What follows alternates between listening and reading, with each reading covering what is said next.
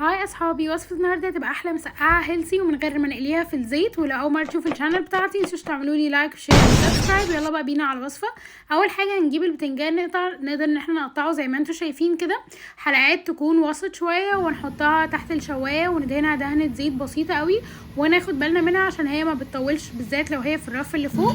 وبعدين هبدا بقى البتنجان احطه في الاير فراير على درجه حراره 200، وبرده هنا حطيته من غير زيت خالص، وخدوا بالكم منه لما بيقعدش كتير.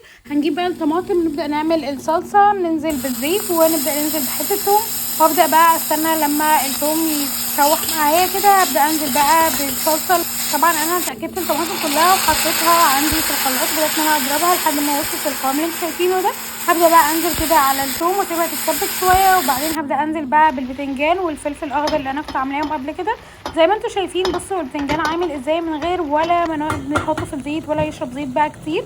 وهنا بقى اللحمه المفرومه، طبعا انا جبت اللحمه وبدات ان انا اعصجها الاول، وحاطط لها بصل وملح وفلفل وسبتها تتسبك شويه كده. وبعدين بدات بقى ان انا احط لها الثوم، دي اخر حاجه اضافه احطها على اللحمه، واحط لها شويه صلصه عشان انا بحب اللحمه بتاعتي تكون بالصلصه.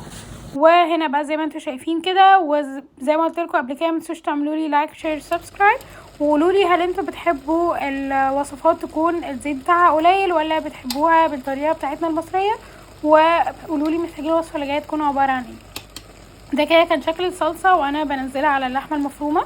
هبدا بقى ان انا اقلبها كويس قوي عشان اضمن ان هي دخلت في اللحمه كلها.